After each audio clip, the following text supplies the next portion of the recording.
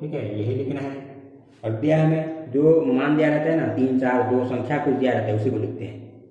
तो क्या दिया है, त्रिज्याओं का अनुपात दिया है, किताब में लिखा है त्रिज्याओं का अनुपात, त्रिज्याओं का अनुपात कितना दिया है, 3:4। लेकिन हम त्रिज्या को क्या लिखते हैं, आर लिखते हैं, और 2 ठो दिया है तो 1 और 2। समझ में आ रहा है, ये अनुपात है तो ये अनुपात, ये लाइन समझ में आ रहा है। हमको त्रिज्याओं का अनुपात 3:4 दिया है, और त्रिज्या को मैं दर्शाता हूँ आर से। अनुपात दिया है तो अनुपात लिखा, 1 और 2 क्यों लिखा हूँ, ये पहला वाला त्रिज्या है, ये दूसरा वाला त्रिज्या है। यहाँ तक समझ में आ रहा है, ये कोई दिक्कत है नहीं।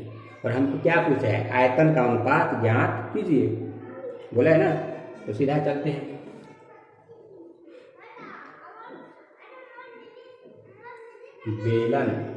बेलनों छोटा के बना देते हैं एकदम, बेलनों के आयतनों का अनुपात, आयतनों का अनुपात एकदम छोटा कर दे रहा हूँ, है ना, जिसको याद करना है वो कर ले, आयतनों का अनुपात।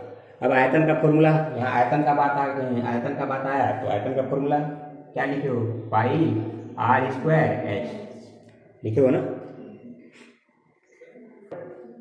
तो ऊंचाई भी क्या है उनका समान है, ऊंचाई भी हमको दिया है, ऊंचाई बराबर h, दोनों का समान है, इसलिए मैं h1 h2 नहीं लिख रहा हूँ।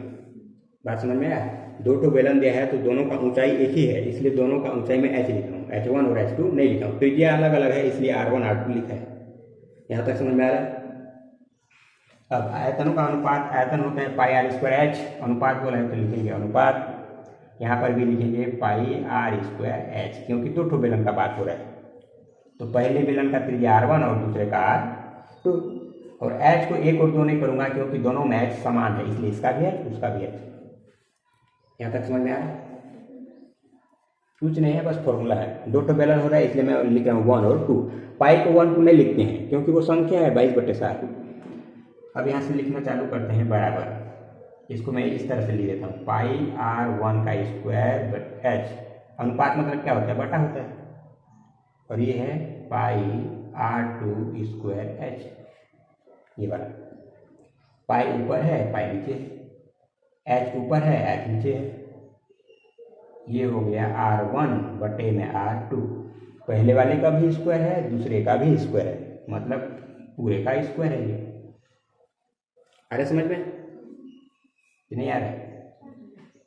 अब r1 बटे r2 मतलब r1 अनुपात r2 क्या दिया, r1 अनुपात r2 क्या दिया, तो उसके जगह मैं लिखूंगा 3/4, और पूरे का क्या है ये वर्ग है, तो पूरे का वर्ग मतलब 3 का वर्ग, 3 क्या ना, ये बटा है तो बटा, 4 का वर्ग मतलब 4 × 4 यानी कि 4 × 16, तो ये अनुपात आपको मिल जाता है।